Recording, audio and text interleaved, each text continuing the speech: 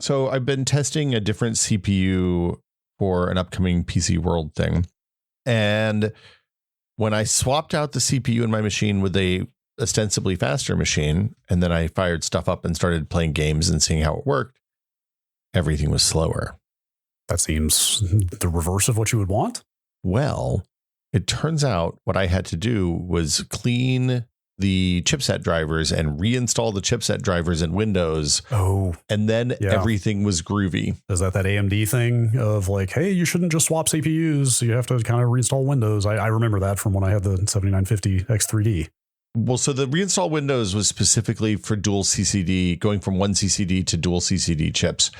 I'm going from a one CCD to a one CCD, and I don't understand why. I don't understand why this would work this way. And it's I don't understand why any of this would be necessary. Like, you would think the drivers would, like, what is being keyed in the drivers to specific hardware at time of install that can't be changed later? That's a strange design. So I'm going to ask about it. I want to do some more investigation. I think it's the Windows thread scheduler changes on a per CPU basis. So if you're changing from Intel to AMD or vice versa, you obviously are going to have a different one. A, I would believe that, but B, why is that still why is that necessary? Like, you would hope that even the scheduling infrastructure was robust enough to understand. You know what doesn't have this problem? Macs? Linux. Wow, what an amazing coincidence. You can just boot a Linux install on anything and it'll just kind of work. I mean, unless you're missing drivers that need a kernel module or something. Anyway, go on. I'll be honest. If I could play Fortnite on Linux, I would probably be running a Linux desktop today, right now, even as we speak. That doesn't seem like it's in the cards unless Tim Epic has a dramatic change of heart about Linux at some point. Well, I don't think Tim Epic hates Linux. I think Tim Epic hates Valve. Oh, sure. And I think that's why Fortnite's because the anti-cheat that's in Fortnite is in other games that run on Linux and are Steam Deck certified. It's a choice. Oh, I didn't know that. He does not want to help the Steam Deck out by putting the Fortnites on it. Even though they make tremendous amounts of money from Fortnite, although granted the Steam Deck install base probably not a big enough number to make a huge dent in the Fortnite revenue. And realistically, I mean, I guess if I had a bunch of kids and they all wanted to play PC games, like buying a bunch of $400 Steam Decks probably is a good entry point for that, rather than building a bunch of PCs. Oh yeah. Although, honestly, the way I see people talking about moving to desktop Linux, especially once Valve puts out their actual desktop Steam OS, which I think sounds like it's getting close this year sometime. Yeah. Like, I actually wonder if that number gets big enough that Epic kind of has to fold. I mean, it could be obviously it's a self-selecting group because it's people who like the kind of stuff that we talk about here.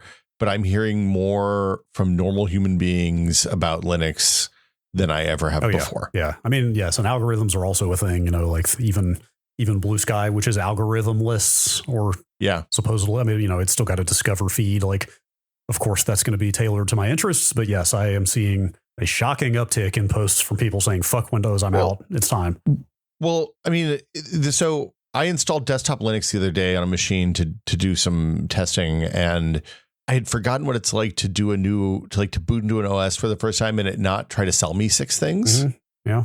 I talked about this on a newsletter a couple of weeks ago too, but it's remarkable, right? You like the number, you don't even Apple does it now. It's like, hey, you want to sign up for, hey man, we got this real good service that has TV and games. And then it'll save your photos and all of your stuff gets backed up. And it's only $20 a month for your whole family. You should totally sign up for it. Where's Apple doing that? Just on mobile? No, it happens on a new Mac. When you upgrade your Mac, it hits you too. Wait, really? On my wife's Mac, it did. Huh. The nice thing the place that Apple is good about it is if you're already paying them, then they don't hit you again. Sure. Yeah. Right. The Microsoft solution is, hey, I see that you're paying for a Microsoft Office right now. Why don't we just suggest that you could pay us for Microsoft Office and then be like, oh, no, you're already doing this rather than just not show that. Yes. Anyway. Yeah. I think that there is a deeper episode to come on desktop Linux in the relatively near future. I've also been dabbling with it a little bit. Yeah. I've got Fedora and NixOS installed at the moment. I've got like 5 others queued up that I'm going to try out at some point. But like, I don't know if I would be able to daily drive it because I still think about all the stuff I use on Windows that does not have an immediate analog, or, it has analogs, but are not as good, like Affinity Photo, and is probably maybe not the best example because yes, there are image editing programs on Linux. Are they as good as Affinity or Photoshop? Not necessarily. Like Music Bee, the kind of iTunes replacement that I use is Windows only.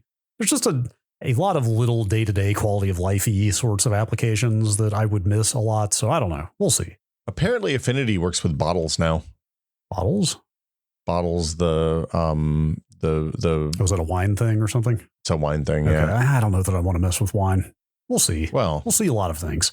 Yeah. Yeah. We'll see. We'll see if we have, who knows? Who knows what tomorrow brings? It feels like a big year for we'll see.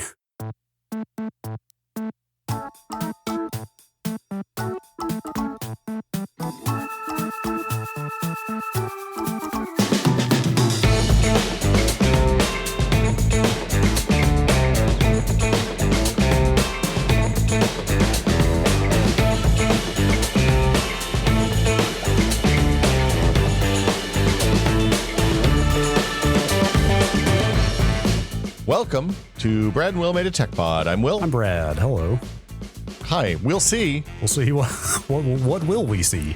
What are we going to talk about this week? We'll see. Yeah. I don't know. Figure it out as we go. No, we know what we're going to talk about this week. Everybody's feeling punchy lately. Okay, I don't want to talk about politics a lot, but the thing that I had forgotten about the bad times before are how each week seems like simultaneously 15 minutes and 2 years. Oh, it's insane. Yeah. It's crazy. I have every other podcast in my rotation has been replaced by politics podcasts at this point. Like literally just feed has been purged of everything else because I don't have room for anything else with all the politics podcasts I'm listening to right now. I'm taking breaks. I can't pay attention all the time because it breaks me. I find this phenomenon extends to every domain in my life that like everything is being crowded out by this right now. But well, anyway. And like Mike Masnick this morning posted on Tech Dirt, which if you don't read Tech Dirt's one of the great remaining tech blogs, I think. And he was like, look, if you want to avoid politics, I got bad news for you because Tech Dirt's a democracy blog now because we all have to be democracy blogs if we want to continue having democracies. And I respect that a lot. Good for Mike. Oh, wow. I took a look at it just now. It is full on just like a politics blog now. Oh, yeah. I mean, it's still fairly tech oriented, like a magistrate judge. If geofence warrants are unconstitutional, so are cell tower dumps. I mean, that's still pretty technical. But that is the most Tech Dirt article that they could possibly post, right? Yeah. But also he's he's just saying, hey, we're not going to ignore this stuff because you can't. Yeah. It's important. Yeah. Maybe not coincidentally, I have also been developing a bit more of an interest in information security recently. Weird. What a weird coincidence. But I won't bore you with my efforts to generate TPM backed SSH keys right now. No, we don't need to. Look, we'll talk about that later. I learned that my BitLocker key is stored for my laptop in my Microsoft account last night. Yes, I didn't know that. They do that. It's very convenient. Yeah, the BitLocker keys, I think, automatically get put in OneDrive for safety. Yeah, that's correct. Because I updated my BIOS and I didn't realize that the laptop shipped with BitLocker on. And I was like, oh, crap, I have to rebuild this laptop. And it was like, hey, your key might be in your OneDrive account, in your Microsoft account. And I went and downloaded it and put it on a thumb drive and plugged it in there, and it just worked. That's I was really stoked. That's cool. Saved me. People complain about TPMs a lot. Make them work for you. I was going to say, I didn't realize. So switching CPUs in this machine that I'm using, this AMD machine, I didn't realize that the Windows Hello stuff is tied to the TPM because every time you were opening a door here. That's exactly the SSH stuff I was talking about. So when I generated an SK SSH key, do you know what I'm talking about? Like when it's YubiKey stuff. I gather that this is the same thing that works on a YubiKey. Like when you generate the FIDO, whatever. Right. So like the encryption algorithm, when you generate the key instead of like ECDSA, it's ECDSA-SK. Meaning generate this key against your hardware token, which could be a YubiKey or it could be your TPM. But the thing I was going to say is when you generate that key in Windows, it full on pops up a Windows Hello prompt, and you have to PIN number or Face ID or thumbprint to generate the key. I ordered a fingerprint sensor to jam underneath my desk yesterday. Yeah, I want to hear more about that.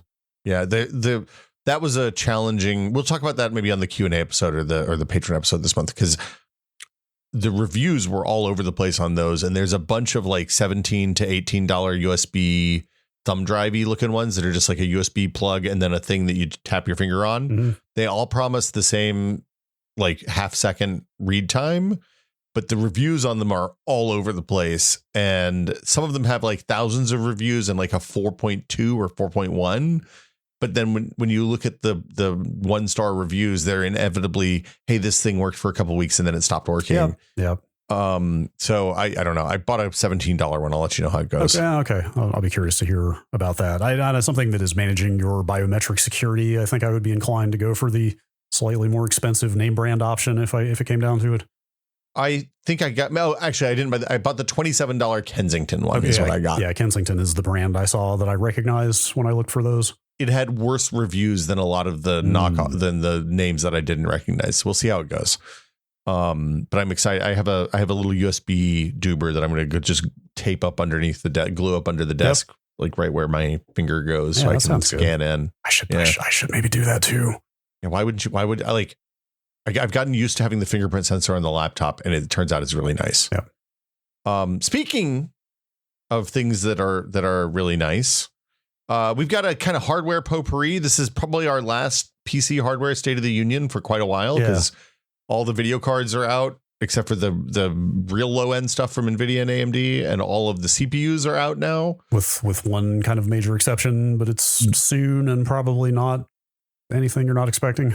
I don't know. I think it's pretty predictable given what we like. There's a couple of questions about it we can talk about, but that's the 9950X3D that we're referring to. Yeah, the Ryzen, the AMD part, the big 16 core. And I think that's probably it for CPUs this year, which we'll get to. But I think from the sound of it, I think we'll see stuff down, like we'll see down, down the like stack versions, mid-tier. Right now the high and high mid are filled out, and we don't have like low end equivalents, but people don't really cover that stuff all that much. Yeah.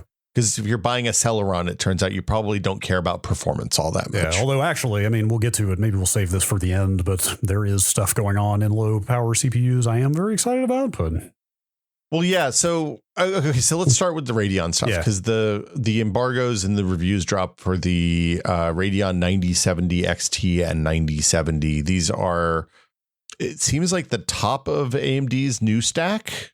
They've said this generation with RDNA 4 that they're not chasing Nvidia at the high end, and it looks like they're going for the kind of high margin, high volume, or lower margin, high volume parts that are in the 550-ish MSRP. What is the XT 599? I want to say the XT is $599 MSRP, and then the other one's $50. The 9070 is $50 less. Okay. We talked about this on the Full Nerd a little bit this week, but presumably that's because of the 9070 exists so that the cards that don't bin at the XT speed can still sell them. Still get sold. That makes sense. Typically that non-XT is kind of a bad deal on the AMD side. But in this case, I was watching the Digital Foundry review earlier this morning, and they do dollars per frame, which is a funny metric to me. Honestly, that might be the metric. Yeah, and as to their point, they were like the 9070 non-XT dollars per frame is less bad than it usually is. Okay. So, but they seem like really good cards. The big change with RDNA 4 is that they've added hardware acceleration for ray tracing and tensor core, like neural AI type workloads to these GPUs finally. Better hardware ray tracing, we should say. Well, no, in previous days, the ray tracing ran on the shader cores on the RDNA 3. All of it? Yeah. Oh my God. What? That's why the performance was so shit. Oh my God. I had no idea that was the case. Yeah. That's crazy. So basically what you were doing was sacrificing shader performance to run ray tracing. Ooh. And it was a real double whammy of, let me put it this way. There's a way to make it run right. And you see it happen on the consoles that do ray tracing stuff. Because you just have to balance, like when you're making your ray tracing game for, say, the Xbox Series, you have to balance your shader utilization with your ray tracing stuff. And you can do it if you know what the hardware is. But if you're in the real world making PC games and you're doing ray tracing stuff for the 80% of the market that's on Nvidia hardware, then you're building for tensor cores and not expecting that shader model performance to drop. So that's why you have games like Black Myth Wukong really performing badly when you flip on ray tracing on AMD. Yeah, that makes sense. So that's fixed now. I had no idea about that. That brings some things into relief. Yeah, it explains it's why the recommendation for previous Radeon cards has been, if you don't care about ray tracing, these are fine cards. If you care about ray tracing, you should buy the other one. Yeah, I'd heard that for ages. The thing I didn't realize is that they literally did not even have hardware ray tracing. Nope. That would explain the performance delta there. Here's my big question about these, or about AMD's strategy here. Yeah. When they came out, was it around CES that they came out and said, hey, we're not going to have a high-end part this generation. Like, don't expect that. We're targeting the mid-range here. Yeah. What do you think on the roadmap or in R&D, the 9070 XT was a flagship part that they thought would compete? Or was this always the mid-range part and they just didn't ship what would have been the high-end part? My guess is that this was always the mid-range part. Okay. The other theory I have is that maybe they were looking at doing a disaggregated architecture and that they were going to put multiples of these on one GPU package. Yeah. But that seems nobody's done that, and I'm sure there's good reasons for that, but I don't know enough about how chip design works to know why you wouldn't do that. Yeah, there's a bunch of talk about UDNA, which is the next gen architecture that will succeed RDNA 4, and this is from some people on the Discord. I tried to look up more information on this and could not find it, but their suggestion was that UDNA might be disaggregated. I haven't seen anything that implies that. I could not. Outside of like rumors, I could not find anything specific there either, but.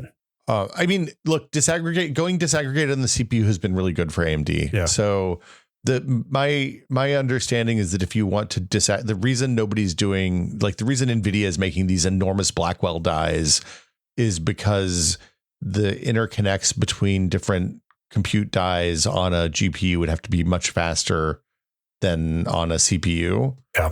And for, in order for it not to impact performance, this is why we don't do SLI anymore. It's because the SLI, the PCI Express bus, even with the SLI bridge thing, was not fast enough for multiple GPUs to make sense, given the time frames. Given that it's 2 milliseconds for each frame that's rendered these days. Yeah, like you're getting into territory where like any amount of cabling or even like traces on a PCB is too much. Like it just needs to all be on the same chip. Yeah, latency matters. So anyway, yeah, but the point is, these cards are reviewing really well. The performance is really good.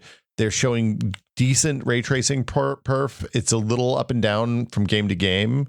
It's probably worth mentioning that a lot of the heavy ray tracing games that we all use for benchmarks, like Wukong and Cyberpunk. Yeah. Well, Indiana Jones doesn't have a built-in benchmark, so we didn't. I haven't actually tested that, but that's a shame. I mean, the performance is all over the place, and a lot of these are Nvidia implementations because there wasn't AMD hardware that did hardware accelerated ray tracing until just recently.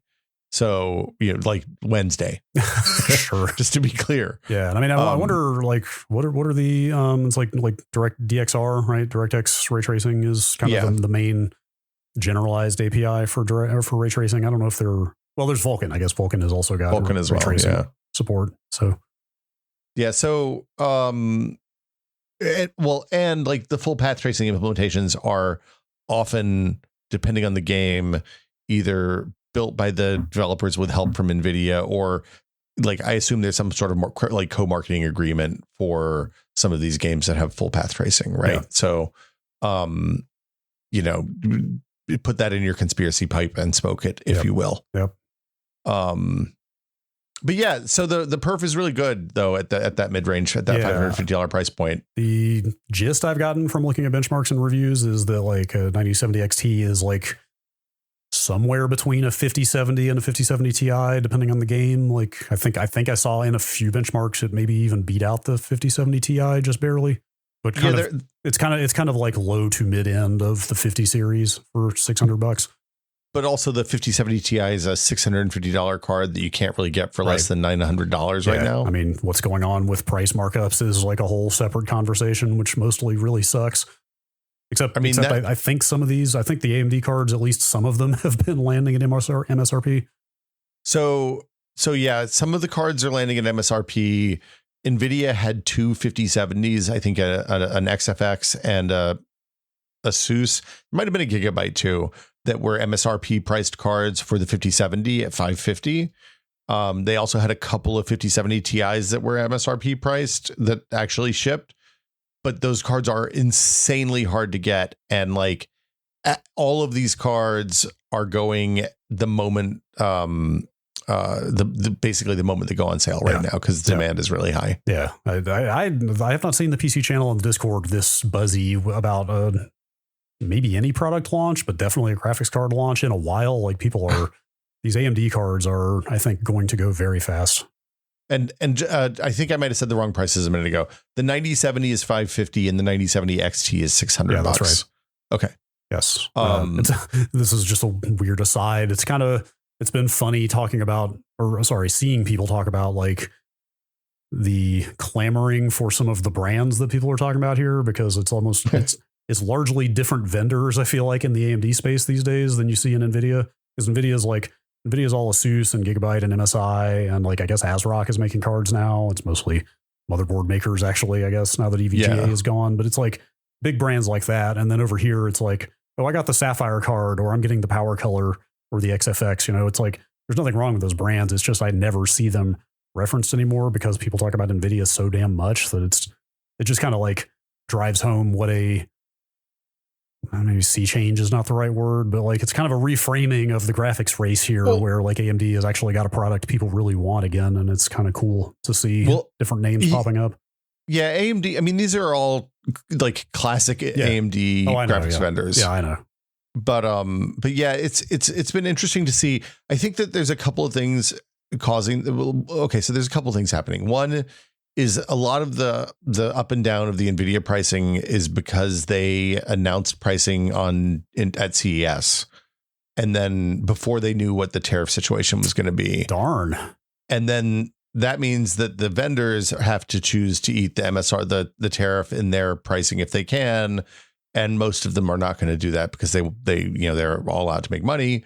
So it's a really unfortunate, like it's left a lot of ambiguity in the pricing for these AIB cards. Yeah, I get it. I mean, on the Patreon episode last week, I complained about how expensive the supposedly budget iPhone 16e is, and I'm sure some of that is probably absorbing tariffs as well. 10 or 20% for everything, 20% for everything in China, I think is what it is now. Good stuff. So like they're selling out really fast. It seems like the MSRP cards sold out almost immediately this morning. I'm looking at a PC World article by Mike Kreider that talks about that. 5 minutes after the time of sale went on, you could get cards that were marked up about $150. I wouldn't do that. Like like don't unless like so the thing that's happening is people who are sitting on like 2080 systems right now are looking for upgrades, right? Because those 1080 Ti's, those 2080s, those 1070s, those 1060s especially are starting to feel the pinch. Yeah, and I mean this card isn't for the money. If you get it at retail, is an unbelievable upgrade over cards like that. Yeah, I mean, like you're upgrading a card that was if you're upgrading a 1080 Ti, you're upgrading a $700 card to a card that's a little bit cheaper and is going to be way faster.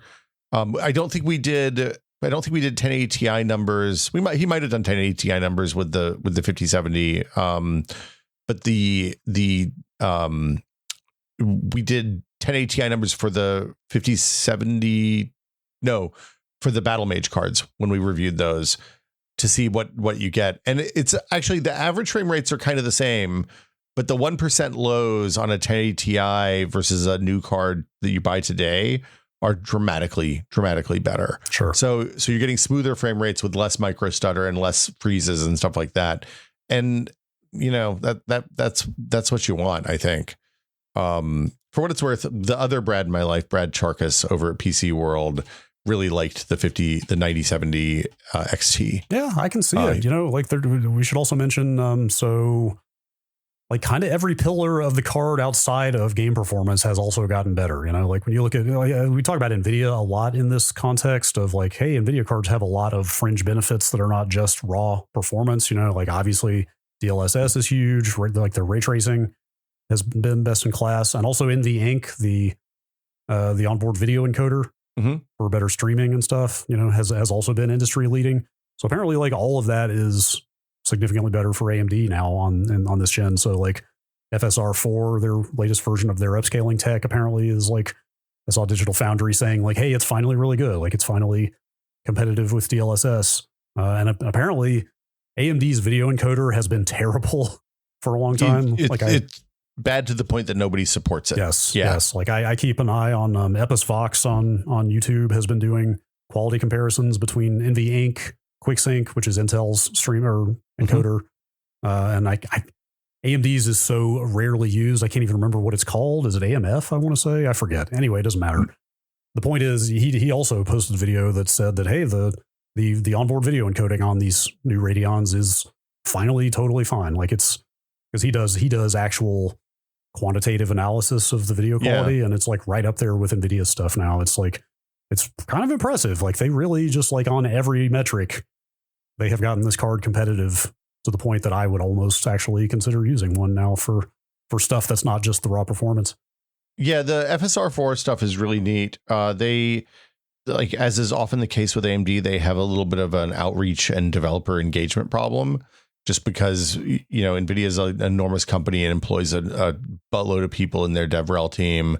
AMD doesn't have those kinds of resources. So they have a bunch of games that are supported out of the gate, but you have to use a driver, like it applies at the driver level. So if you flip it on in their, what's it called? The Ryzen, the Catalyst software, I think, Catalyst, or Adrenaline software. Yes.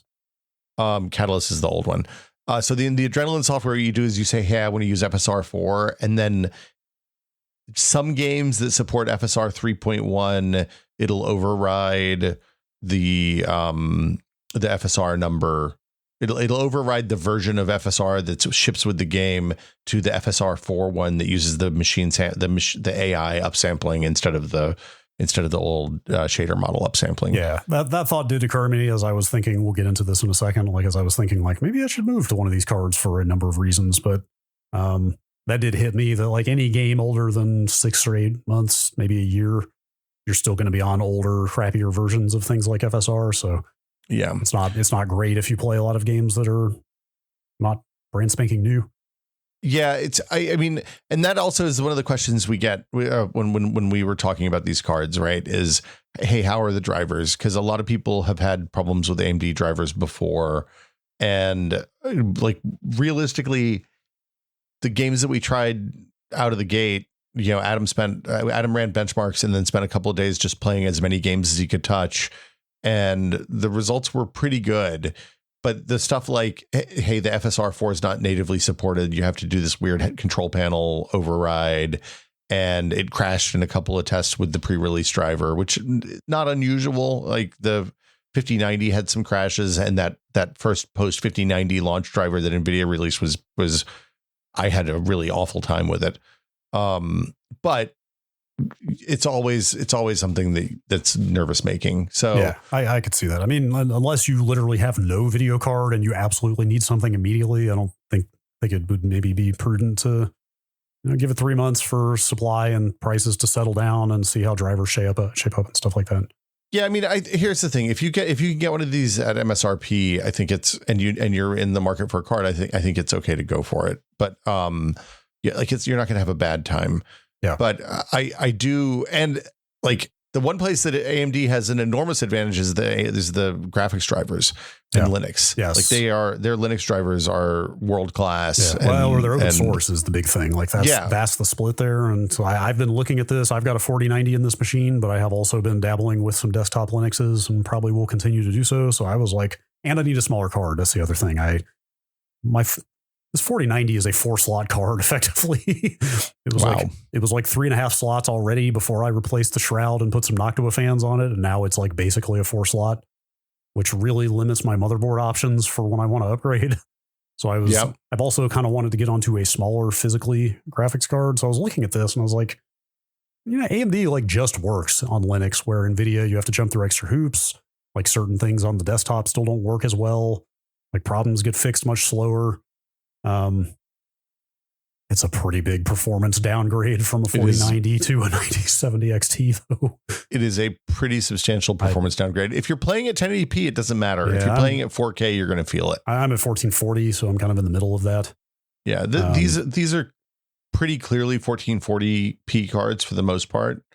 Especially if you're talking about ray tracing games, because the ray tracing, like Indiana Jones and Star Wars Outlaws and all those, use a ton of memory, and they will fill a 16 gig card. So there is no option for more RAM. That's the only one on the market. 16 gigs. Yeah. So like but you can play 4K raster games pretty easily. Like I played some Fortnite the other day and got really nice perf out of that at 4K.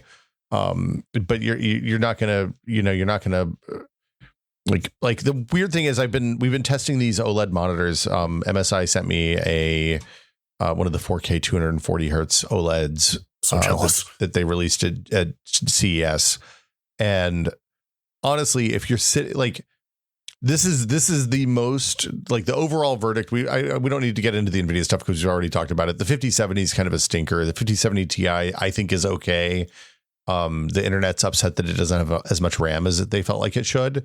Doesn't it have 16 also? It's 16. They think it should be 24.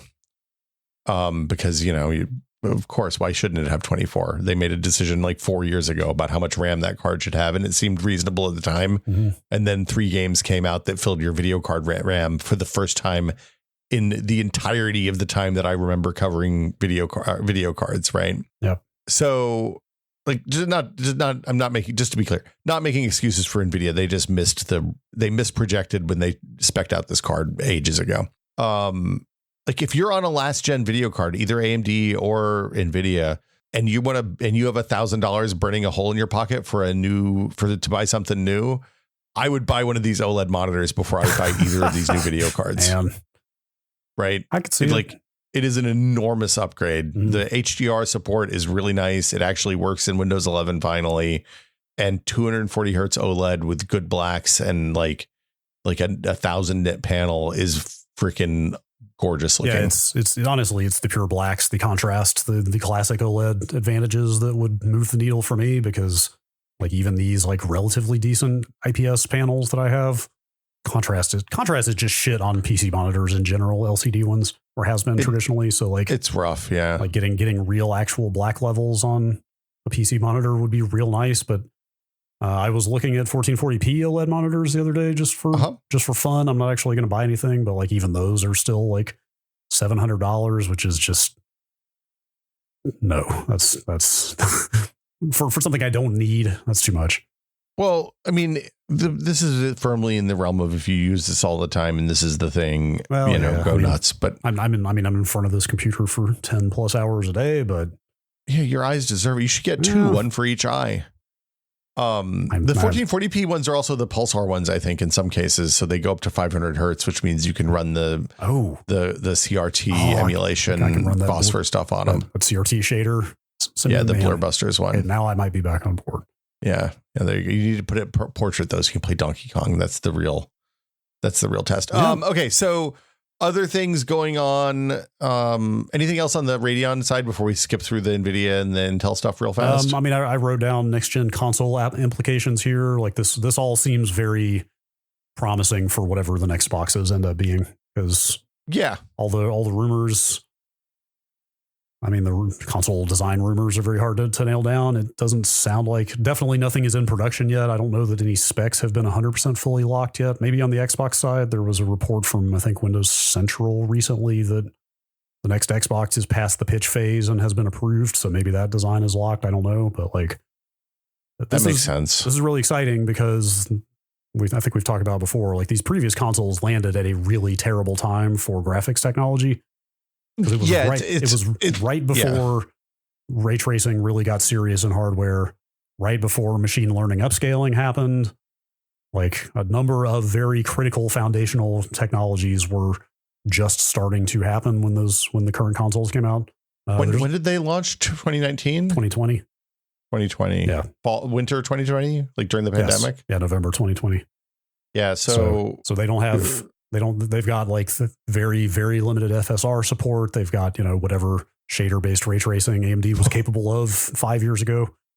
Yeah. They've got the FSR support that runs on the shader model, shader units, just like on every other AMD video card up until Wednesday.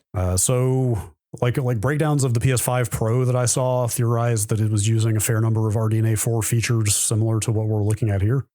That's interesting. And so if you project out another 3 to 4 years, maybe 3 years tops, probably, right? Like I think it sounds like by 27 or 28, we're going to see proper new consoles. And there's even a rumor floating around. This was on like, God, was it? What's the site that starts with a W? The one, WCC Tech, WCF Tech, you know what I'm talking about? WCCF Tech. Yeah, that's the one. That's the one. So, I mean, this was a rumor from there. You tell me how credible those things are, but there was a rumor floating around on there that the PlayStation 6 will have 3D Vcache support as well. That seems like fanboy wishful thinking. I don't know. The point I'm making though is, I mean, whether it does or not, like look at how many like pretty significant new technologies have come online in games performance since these current consoles shipped. So it seems pretty promising for the next gen. I think that a lot of this stuff can make its way in there. Like this is the first one. This is the first new GPU architecture AMD's released since the last consoles came out that feels like an actual upgrade rather than just an incremental upgrade. Yeah. And I think like my assumption is if they think the Xbox is locked on paper, that means they have an APU picked out. You know, they've worked with AMD to design an APU, and we're into the process because it's usually a 5-year loop from the initial design phase to like tape out to shipping.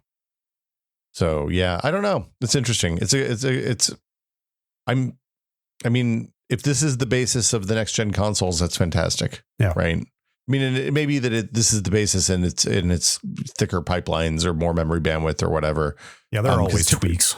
Yeah, typically the consoles both have used unified memory with the GPU and CPU, which gives them a lot of interesting efficiencies that don't exist across the PCI Express bus and the PC. Yeah, they've been doing that since the 360. But then also like the current consoles, like the Zen 2 cores have way less cache than the desktop parts. So like there's always trade-offs back and forth. Anyway, on an interesting note, Adam and I did a live stream over at PC World when the embargo lifted for these cards. And one of the things that we tested that I hadn't actually seen anywhere is we tested kind of casually what Cyberpunk perf, how it was impacted by slower PCI Express. Because somebody asked if they had a PCIe 3 or PCIe 4 system, how would one of these cards do? So we flipped it off. We flipped it down from 5 to 4 to 3 to 1. And like, 1? Yeah, that's exciting. It was old. That's fun.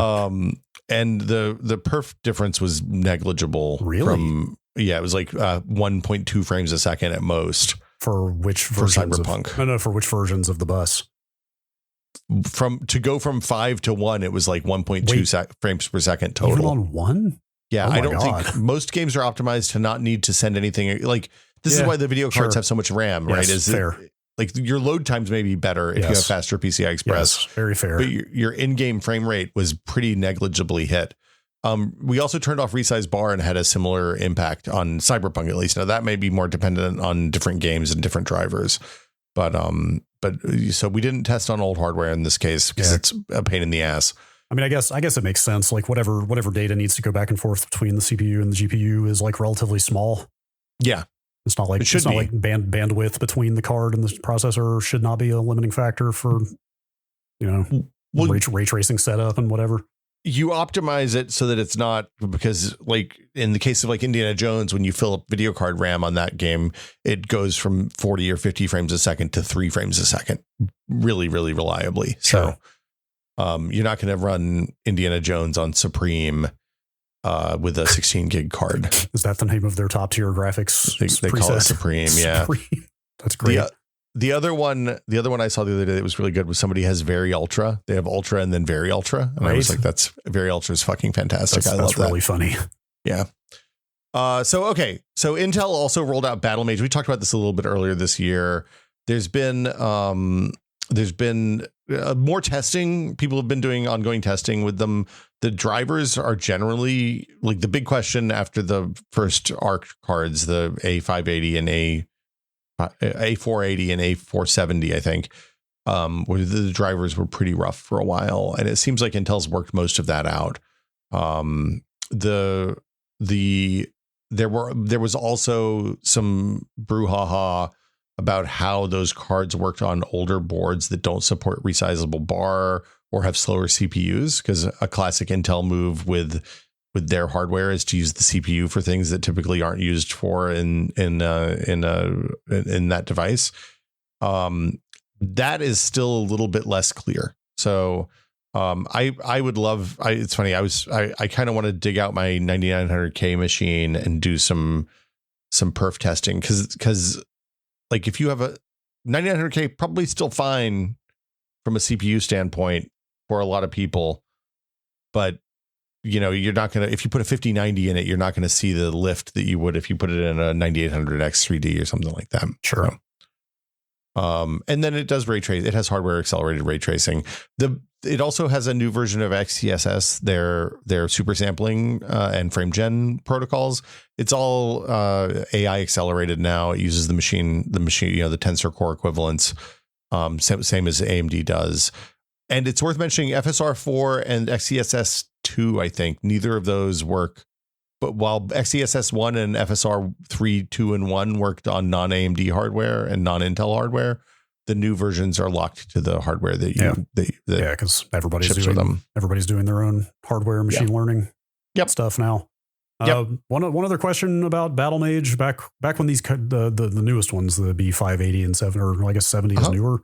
Anyway, this generation when they came out, one of the things I saw about driver quality was that people said that older games were struggling pretty well, like DirectX 9 era stuff particularly was not great. Can you speak to how older games are doing now? So I didn't test any DX9 stuff, like DX9 games not in the normal benchmark rotation these days. They had problems with DX11 performance on the Alchemist, the A480 and A470 cards. I don't know what the DX9 situation is, but DX11 was much better on the Battlemage cards than it was on Alchemist. Right. And also by the end of the Alchemist, by the end of life on Alchemist, or not end of life, but by the end of the drivers had improved on Alchemist. I actually think they're using that DXVK wrapper to wrap DX11 games to Vulkan, because I think they're like, you would look. I'm going to tell you a secret, Brad. There's a lot of games that run on DX11 that have performance problems, and they're just like, hey man, what if we just put this Vulkan wrapper in, and then a lot of your weird bottlenecks just kind of fix themselves. Seems to be working well for a lot of situations these days. Yeah. So that's what's going on with Intel. Those cards are $250. Yeah. So if you're sitting on like a 1080 or 10 series card or 2060 or something, and are looking for an upgrade, assuming you don't get hit by the low powered CPU problem, which like again, I read a bunch of reviews of this and there's no real consensus. Some people blame it on resized bars. Some people blame it on not enough cores. Some people blame it on lack of certain instructions. There's no, I don't see a clear consensus. So Hardware Unboxed has done some stuff on that. I feel like First Level Text did some good stuff on that as well. So yeah, I don't know. Yeah, it's hard. It's a weird recommendation. I mean, I've said this before. I mean, it's great to see, right now everybody's got their own market segment, which is less great than if everybody was competing against each other head to head. Like Intel's in the low end, AMD's in the mid range, and Nvidia still owns the high end. Like, it obviously would be better if everybody had high end and low end and et cetera, et cetera. But still, much like with AMD finally getting competitive again on CPUs a few years ago. Yeah. Like it's just exciting to see some actual competition taking place again. And really kind of calls into question what the future of NVIDIA's desktop graphics efforts are. I mean, well, let's be real here. NVIDIA probably could not give less of, like Jensen Huang could not give less of a shit. Something like 12 times as much revenue from AI as from desktop graphics. This is not me saying like, oh, NVIDIA's in real trouble here, but like the state of their desktop graphics offering like does have some questions swirling around it between what's going on with these competing cards and also some of the problems here that we were about to discuss. Yeah, so the NVIDIA stuff, there's a lot of smoke. It's hard to know what's actual smoke and what's just what's literal smoke, what's figurative smoke, and what's just somebody blowing smoke, I guess. The 12 volt 2x6 thing, I think we talked about this a little bit. There's once again, NVIDIA has this new high power, more manageable cable for supplemental power to video cards. It's a 600 watt cable. It's part of PCI Express now. It's part of the PCIe Express, PCIe 3.0. Yeah, we did discuss this recently because I remember being shocked at the revelation that this was an Nvidia designed connector that got kind of backfilled into a spec. Yeah, but I mean, that's how PCI Express happened too, for what it's worth. Yeah, I mean, anyway, we don't have to belabor this point too much, but there are at least isolated instances of this connector melting again. So there were a handful of people that came out early. I haven't seen a whole lot more. So it seems like it's maybe a combination of people who are using the connector beyond its rated wear life, the number of rated duty cycles, weird aftermarket cables, all that stuff. Yeah, It's definitely not a problem for the cards that aren't the 5090. The 5090 is just like, it's a 575 watt card and it's a 600 watt cable. So, if you have any point of failure when you're running on a 5090, it's a little scary. Yeah. Like the kind of TLDR on what happens is if one or more of the cables that carry the current on the 12 volt 2x6 are not connected properly, the cards just try to suck all the power that they need through one or two of the cables instead of three. And that's not good. Or six, I guess, instead of six. Yeah, it seems bad. Seems like a questionable design. They also have had this ROP problem. Yeah, like that. I mean, that seems more damning than the power connector stuff, because how was this not caught? Like, come on. Yeah, the ROP thing is, we talked about this. I feel like I'm doing so many podcasts where I talk about this stuff now. It's hard for me to keep track of what I've talked about where. Fully identify with that. I think we talked about this briefly on the patron episode last week, but yeah, it bears mentioning here if we are evaluating the kind of future of NVIDIA's graphics hardware. Yeah. Like, this is some of these cards shipped with a number of ROPs, raster operation pipelines, disabled.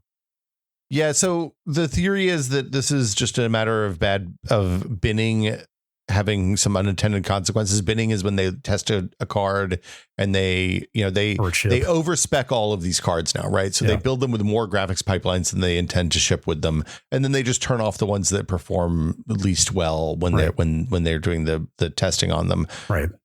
The problem is when you sell a card at one spec and then some subset of the cards that you sell under that label are actually below that spec. Not saying they're not wrong to be that they didn't fuck up. What I'm saying is the mistake is that when they disqualified certain parts of the chip that were adjacent to each other, it disabled entire pipeline, raster operation pipelines. That's what the ROP stands for. That were not being used then because all of the downstream units in that ROP were not being used anymore. Yeah. The performance impact was pretty negligible. It seems like I think they said 0.5% of cards are probably affected, but it's all the 5 series cards, and it's embarrassing. It's a mistake they shouldn't have made. Yeah. And reports are coming out in the last day or two that it looks like Nvidia has denied them, that apparently this may affect laptops with mobile 50 parts in them as well. I don't know. It's easy to tell. You just load up GPU-Z and it tells you how many ROPs you have. Yeah. And if it's not the number that's on their website, then you call them and they send you a new card. Yeah. The annoying thing is you have to go through the manufacturers if you have an AIB, which means you may be waiting a little bit to get the replacement card because the supplies are still really tight on especially the high-end parts. Yeah. I guess maybe to focus what I was saying earlier, like the questions this raises around NVIDIA's desktop graphics are like, where are their priorities right now? Like, I mean, that's a pretty rhetorical question. I think we know where their priorities are, but it's like, if this was really a focus, if this division or this business was a focus for them, you would think the QA effort would be such that something like this would have been caught.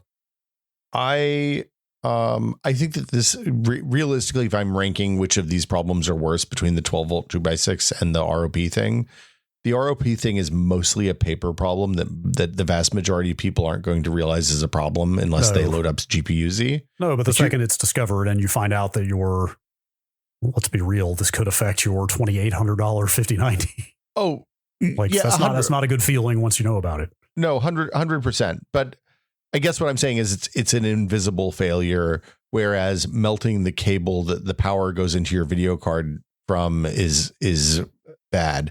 And when there've been every electrical engineer in the world apparently has tapped in with hey, this is an easy problem that they could have fixed if they added a couple of circuits to the board. Yeah, that's the bigger point I'm trying to make here is that like just these are things for one of, let's be real here, one of the most valuable companies in the world. This doesn't seem great.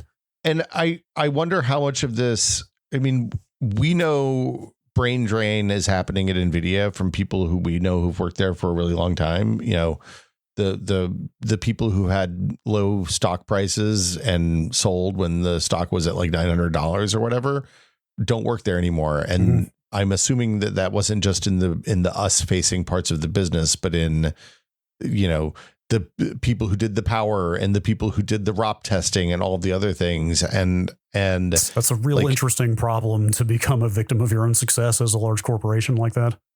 I mean, I'm not weeping for Nvidia, but no. Like I wonder if they're going to see a decline as a result of brain drain at the high end. Cause like once you have $20 or $30 million worth of stock and you're 50 years old, like, is it worth, like, what are they going to give you that's worth coming back? Yeah. Unless you just love the job that much. I don't think I would still be there. I mean, I know a lot of people there who are true believers and who are like going to work until they're not able to work anymore. Right. Because they think that they're building artificial intelligence, like actual artificial intelligence, not, you know, Markov chains. But also a lot of people don't and just want to spend time with their wives and buy a house on the lake. Right. So anyway, that's what's up with. And then the other thing is the paper launch. Yeah. Like they haven't, they're, it's hard to know whether it's a paper launch or whether it's just supply is so outstripped by demand.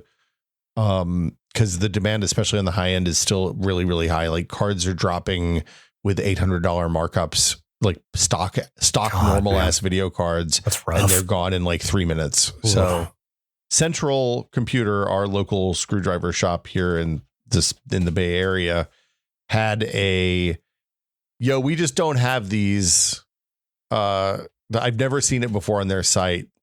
When you search for 5090s, okay, so they actually do have 5090s listed on the site now. The only one that has a price is the MSI G5090 32 GTC Gaming Trio OC edition, which has a price of $2,639.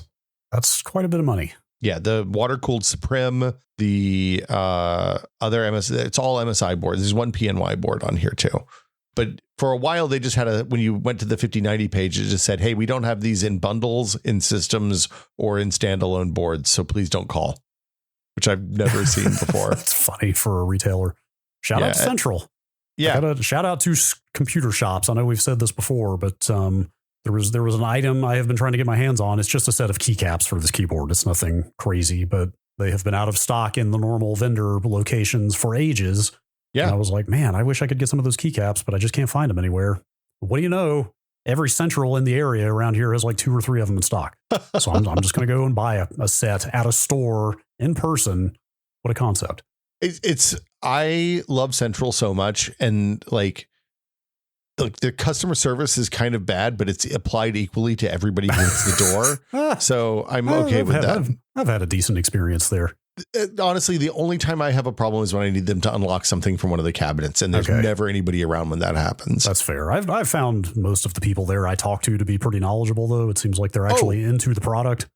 Yeah, like when you ask them, so when I ask them for something specific, they know enough to know that it's something specific, and they don't try to push me onto whatever else they're looking for. Mm-hmm. Like it's really nice. It's nice to have that kind of store here. Like we don't have micro centers yet where we are. Although when that one opens in the South Bay, we should go. Yeah, I'm down. So yeah, the page, the 50 series page has a bunch of updates. The 5090 says we still do not have any 5090 GPUs for sale in systems or standalone. ETA is not yet clear. We will announce as soon as we receive updates. Excitement and demand for this latest generation of Nvidia GeForce GPUs is as high as ever. We wish we had them available for you sooner and in greater quantity. As of now, supply is still very limited. We will always share the latest updates with you as we confirm them. And that's it. Okay. They've done 5 updates since the January 30th launch of the 5090s. That's quite a bit of communication. I mean, they have banners at the top of the page. There's one that's the RTX 50 series alert sign up, AMD RX 9000 alert sign up, and Ryzen 9 X3D alert sign up. So good for them. I wonder what the state of 40 series stock is in the channel these days. Are they just gone? Is that supply just completely dried up? That's a bummer. There's nothing. So that's the other side of this, right? Is if you don't want to get this 5 series Nvidia card or a 9 series Ryzen or a Battlemage card, you can just buy the last generation, right? No, get fucked. They don't exist anymore. Sucks. Well, so the nice thing is for GPUs, aftermarket stuff has been off the table, like during the 2 and 3 series, especially generations, because of the Ethereum mining and the number of GPUs that got bought and then torched doing that. Sure. I think that the 40 series and the 9000 series, or sorry, 7000 series from AMD are probably safe because they didn't exist until the Ethereum stuff was already done. So while you might buy something from an AI farm, it's not quite as bad a life for a GPU as the Ethereum mining was. Yeah. So like if you want to buy a used 4090, it doesn't feel great, but I think it's not a terrible, especially if you're buying from a normal person and not somebody who's doing AI stuff. Yeah. The only 40 cards that Central has in stock at this point are 4060s. Yeah, they'll be around for a long time. Yeah. You want to talk about CPUs a little bit? Oh, wait. We forgot one last Nvidia scene drama. Mm-hmm. They killed 32-bit CUDA support with the 5 series. I saw that. That's fresh on the heels of, or I mean, technically it happened in the same product as the death of 32-bit PhysX support. Well, it's not just 32-bit PhysX support; it's hardware accelerated PhysX support. Oh. So that means that I think there were several dozen in like 2008 when Aegea was selling PhysX acceleration cards. Oh, this was after, wasn't it? I thought that. I thought Aegea got bought and discontinued these separate cards some years earlier than that. So they sold a separate card, they got bought, but the separate card and the GPU acceleration were the same thing. So okay, history lesson. Aegea is this company that they wanted to get. They saw the success of Nvidia's branding of a video card processor as a GPU, and they were like, "Hey, man, we can do our own PU. We're going to make a physics processing unit." That's right. And so then they did, and they released with it physics middleware that was free for everyone to use. You didn't have to pay them per unit sold or part of your revenue. Classic thing. They were in the hardware business. Yeah. And then they weren't in the hardware business anymore, really, because Nvidia bought them for their physics library. But there were games that came out that used the PPU, or alternately, I think around the GeForce 8800, 8000 series, the first. Hold on, what are we on now? That's 5000. It's like two laps ago, maybe 2008. 2008 is when they bought Aegea, so the cards that came out shortly after that. Yeah, so that's at that point you could say, "Hey, I want to use my my video card to accelerate physics," or you could just put a second video card in your computer, which was great for Nvidia. They loved that. Mm-hmm. So there were games that came out that utilized the hardware physics acceleration. Batman: Arkham Asylum, Mirror's Edge are two of the big ones, but like Auto Assault was one of them. Borderlands 2 was one of them, or was it two? Just two. Cryostasis, remember Dave Snyder's game of 2008? Cryostasis was one of them. Yeah, had actually, I've got a list here. It's a decent number of games. Looks like it is there's a bunch of games that you can no longer play. There's like a bunch of MMOs from that time period that just don't exist anymore. City of Villains was one of them, right? Yeah. And we should stress real quick here. We're not talking about your average CPU based Havoc physics that you've been seeing in games for 20 years now. Like, it's pretty serious. Like, pull up some YouTube videos of some of the physics effects and the games we're talking about here. Like, there's some like pretty outlandish stuff that you don't see in current games. It was mostly cloth physics or extra garbage in the level were the two main things that seemed to have. I reviewed a bunch of these cards when they came out. BFG made one. Yeah.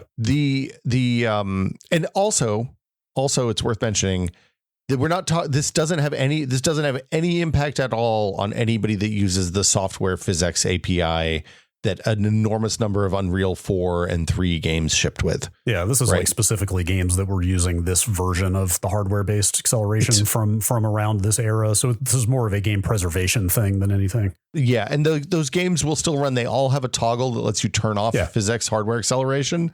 Yeah. Also, you can run, if you have a lot of cores in your CPU, you can just run PhysX hardware acceleration on your CPU now. We tested this during the live stream the other day, and I played Batman Arkham Asylum with this stuff turned all the way up on a 9800 X3D, and it was like 60 frames a second, pretty solid. Okay. So, well, did you hit any serious physics calculations that you could tell though? I mean, Batman's cape is on every single shot of that game. So, we did not I did not see as much garbage laying around as I remember seeing in those PhysX games. But yeah, so like the other thing that's worth considering about this is if you really, really care about this, you can put literally any old Nvidia card into your machine as a second GPU and it'll just work. So anyway. Yeah. I mean, it's not impossible to still play those games the way they were meant to be played. Yeah. So, but you know, it's a preservation, like you said, it's a preservation issue. It's like if I'm ranking the severity of the GeForce drama right now, it's like 12 volt 2x6 is number 1, ROPS is number 2, price gouging / tariffs / price uncertainty / availability or number 2, ROPS are number 3, and then 32-bit CUDA is like a distant 12th. Yeah. Anyway, but it's still kind of sad to see. It's a bummer. Yeah. I mean, look, I get them not wanting to support that stuff forever and ever, but it would have been cool to like build a wrapper for 32-bit CUDA or something like that. Yeah, maybe that'll still come. I don't know. But I mean, you know, when the GPUs are getting physically as big as they are on these current cards, I guess I can see the need to eliminate things from the die that aren't critical anymore. Well, and it's unclear if this is a need to eliminate something from the die or just, hey, we don't want to have to support this ancient shit that nobody uses in our drivers anymore. Yeah, it could also just be that. You want to talk about CPUs a bit? Yeah, I don't think there's a ton to update on here because most of everything has been out for a while. But what do you got? Yeah. Well, Ryzen 9950 X3Ds, as evidenced by the central page that says, hey, do you want to sign up for notifications about when these are going to be available? Are probably coming soon. Okay. Has the date actually not been announced yet? Has the date been announced yet? So anyway, as I said, publicly announced. You can tell me if the date has been publicly confirmed or not. I don't know, dude. Oh, you don't know? Okay, I thought you were being coy about something you did know. I do know something, but I don't. We got to cut this part out. Nope. I just looked it up. They have in fact been announced. March 12th. What's March 12th? So that's next pricing, pricing and date. It's next Wednesday. 9900 X3D, which I assume is still 12 cores. I don't have it in front of me. 12 cores, yeah. Is $599. The 9950 X3D, which is 16 cores, is $699. And this is the hybrid, the dual CCD one where one has the 3D V cache and a whole buttload of L3 cache, and one has no 3D V cache that runs at slightly higher speeds. Which I thought it was neat to begin with when I had one of the previous gen, but I don't know that I'm ready to jump back in. I think that the big question I have about this is if the Windows Task Scheduler stuff that they rolled out around the time of the 9000 series launch is actually going to improve the problems that you and a lot of other people had with the last gen of these. To be fair, I didn't have a lot of identifiable problems that you could trace to the split CCD design. Yeah. I didn't get a lot of the stuttering that was supposed to be the telltale sign that was a problem. I did have it assigning games through the wrong course. Like I did see that happening when I would tab out and look at or have Task Manager up or Process Lasso or whatever I was looking at the time. Love Process Lasso. Yeah. Like I would see game threads ending up on the wrong cores occasionally. Not what you want. But it never seemed to like manifest as a huge problem in terms of stutters and stuff like that. But anyway, that was the first version of that part. Like that was the first time they had ever even tried that. So here we are, God, almost 2 years later now. Yeah. With all of the advancements that have taken place since then. So I'll be curious to see how this second stab has turned out. Yeah, me too. The other thing that's happened is people have started doing new benchmark passes on the CPUs that came out last fall.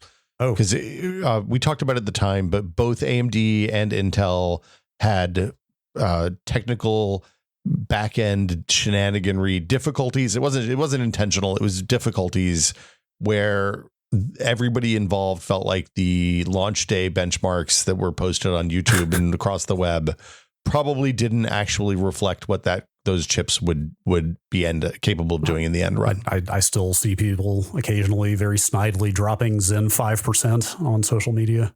Yeah. So Nvidia Wendell over at Level 1 Techs is a real good YouTube channel for people who like real hardcore nerdery. Yes, like he has a video up that I have not watched yet about the 9070 XT on Linux specifically. Yeah, that's his beat. Yeah, he's always good for Pharonics benchmarks, and I love Pharonics. Just don't read the comments. Look, he has racks in his lab. He has racks with multi-phase power in his lab. So Wendell knows what's up. But the point is, he went back and retested a 285K and a 285 non-K machine, and was really pleasantly surprised by the perf, by the delta between the benchmarks that we saw at launch, because they had some power management problems. They were sleeping the CPU when they shouldn't be, basically. Yeah. And it's an interesting watch if you care about that. It made me reconsider the 285 as like I've been on the 7800 X3D for a while now, and the thing I will say about it is the perf is really good in games, and it's a little bit frustrating when I'm doing productivity stuff coming from a 24 core, 24 core Intel machine prior to this, right? Yeah. And Arrow Lake obviously is very good on application productivity type stuff. Yeah. Well, yeah. It was up there. It was not as good as 14900K. It was better than AMD. Oh, you mean the one that just rules your power bill? Is still among the fastest. I'm already paying $500 a month for power. Why not add another 20 on there? Yeah. Tech Power Up did some benchmarks. AMD and Intel both issued both BIOS updates, and also there were Windows updates like scheduler fixes in the wake of Arrow Lake and Zen 5. Tech Power Up a few weeks ago, I've got the benchmarks in front of me, did benchmarks on Arrow Lake 285K between like shipping drivers and BIOS and Windows, and then the current updates to everything. Some cases there were huge gaps. Like Alan Wake 2 at 1080p was a difference of like 27 frames per second. Wow, pretty huge. But some games showed next to no change. So it's very situational. But in some cases there were pretty dramatic improvements. Yeah, it's I was kind of pleasantly surprised. I think we're going to revisit it at PC World if we can find some time, because I want to spend time using. The other thing Wendell said is that in his experiential stuff, just using the machine for a few weeks, he was really pleasantly surprised by how performant it felt, which is like on the 8-core machine, I occasionally get OS hitches that I definitely notice. And it's like, hey, it's when I boot the computer up and it's launching all the applications that run at startup, and like it's a few things stall out because there's just not a thread available for them. Right. Yeah. And having more threads fixes that problem. So anyway, that's that. The Ryzen, I think most people redid the Ryzen benchmarks actually when they did the 285K reviews, because the fixes for that had been in by then. But yeah, that's what's going on that front. That's cool. I was interested in Arrow Lake for a little bit. I decided to chill when the gaming performance came in under par, let's say. Yeah. So I've been keeping an eye on Panther Lake, who's supposed to be the successor, the first one on Intel's own fab. Yeah, this is the Intel 18A process node. Process that we've talked about in the past. Rumor as of the last few days coming out of analyst spaces is that Panther Lake might now be a 2026 release. Unfortunately, I would bet dollars to donuts that they'll roll something out by the end of the year, and it'll be a real soft supply at launch. That was kind of what the analysts were. I think Ming-Chi Kuo was one of the people who posted about this, that it may be a tail end of 2025, like on paper, but general availability probably sometime next year, unfortunately. That seems right. I'm very curious to see how that one turns out. Yeah, I mean, it's a real make or break situation for Intel. It seems like they're like they've made this huge investment in US fabs, and they have to get something back from it, or they're going to have problems. Yeah. Yep. Yeah, that's about all there is to say about that right now. But maybe a little bit longer to wait on the next gen Intel. And I don't know where AMD is at. I mean, if they're just shipping the 16 core gaming Zen 5 part, I'm assuming any next gen CPUs are a good ways off for them. Well, I mean, one of the reasons we said this was the last time we're going to talk about this for a while is my assumption is that we aren't going to have new CPUs until Panther Lake. And my assumption is AMD will be on the Zen 5 stuff for 18 months at least. Yeah, I was thinking maybe early next year for what I assume will be Zen 6 or whatever they call it. That makes sense. Can I get the thing in here that I'm actually the most excited about real quick? Yeah. Wildcat Lake. I don't know what that one is. I saw it here on the list. So I'm sure you probably remember me having talked in the past about Alder Lake Inn. Yeah. Which is probably maybe what's in your B-Link, or no, yours is before that. I think yours is 11th gen. It's the one, Alder Lake Inn is the one before Raptor. Well, it's the one before what became Raptor Lake, right? Well, Alder Lake was the 12th gen desktop part, but we're talking CPUs in the small, like fanless, low power space. Gotcha. Alder Lake N, it's like the N100 and N200, N150. It's that line. Yeah, it's kind of the thing you buy right now if you're going to make like a little Plex machine because they've got QuickSync or like a very powerful home router, for example.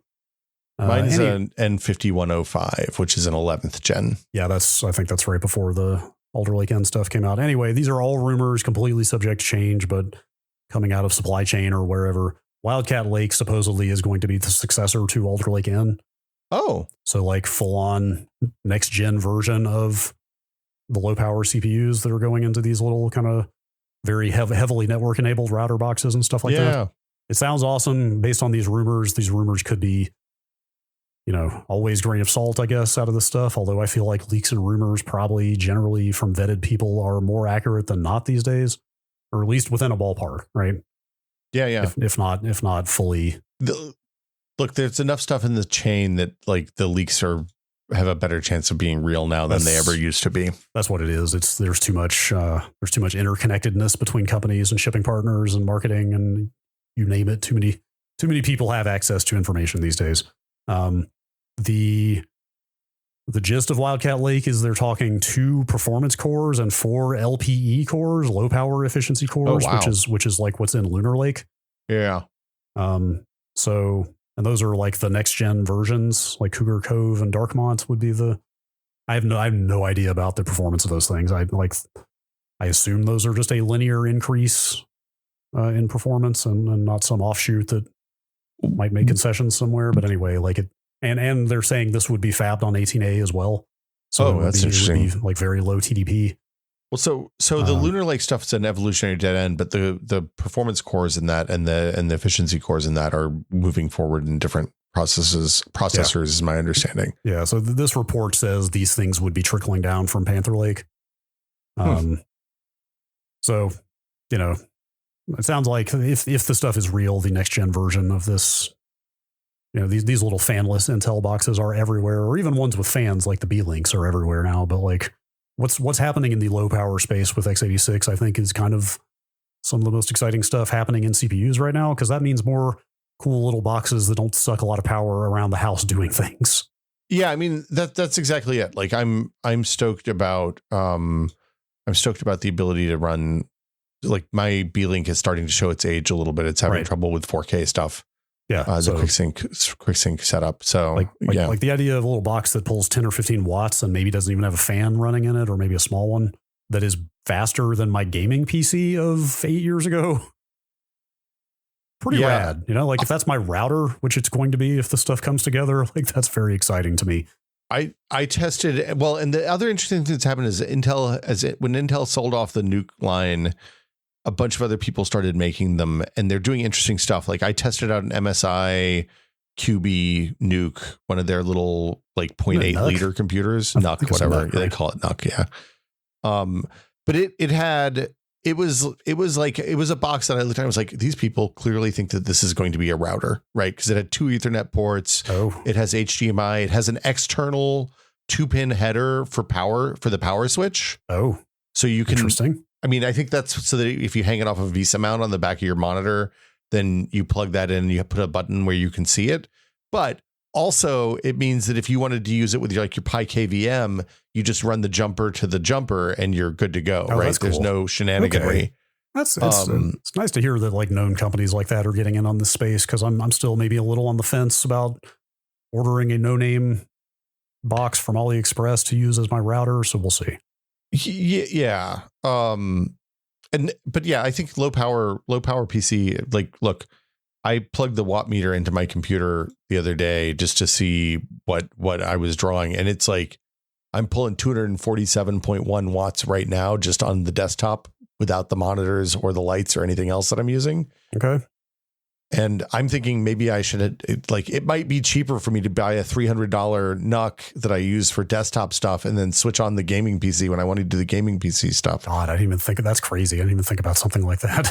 Yeah. You could get a Visa mount on the back of your monitor and just stick the little NUC on the monitor and you'll never even see it. Dangle it off there. Yeah, exactly.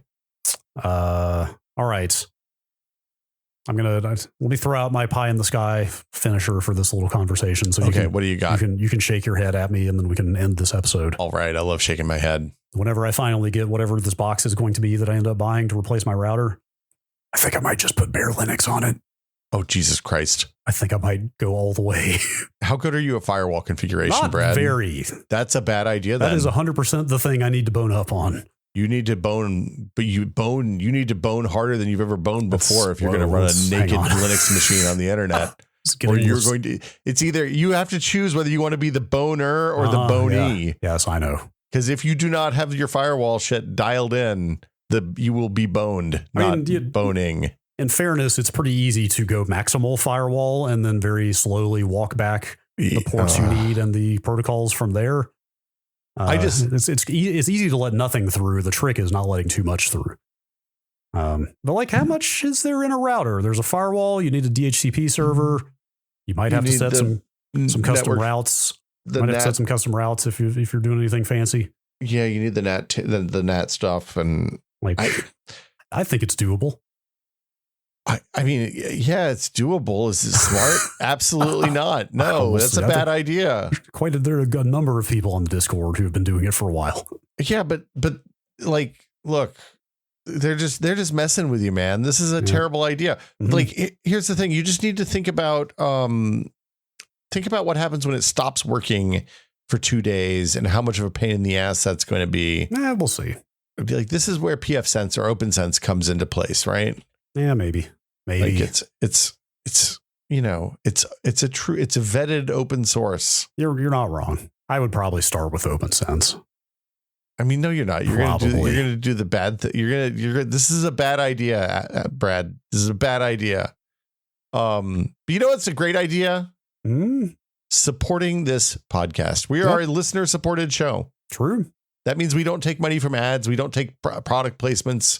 Nobody's paid us money to talk about this today, except for you, the listener. And without you, we wouldn't be here. So we appreciate each and every one of you, but especially, but if you want to learn how to support the show, I need to tell you that because I haven't done that yet. I'm off my game today because the carbon dioxide level in my office right now is very high because we've been talking for a long time. It's patreon.com/techpod. You can go to patreon.com/techpod. And for $5 a month, you get access to the Patreon Discord, which is full of beautiful nerds just like you. You get access to the Patreon exclusive episode.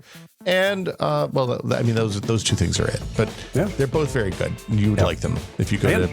Yeah. And you keep this podcast going. And, we have to point out. Podcast itself would not exist without you. Food is important to me, my family, Brad, his family, everyone. So, with that in mind, we're going to thank our executive producer to your patrons, who we thank every single week, including Jason Lee, Andrew Slosky, Jordan Lippett, Bunny Fiend, Twinkle Twinkie, David Allen, James Kamek, and Pantheon, makers of the HS3 high-speed 3D printer. Thank you all so much. Yeah, thank you. And that'll do it for us this week. We will be back next week with another edition of the Tech Pod. Until then, please consider the environment before printing this podcast.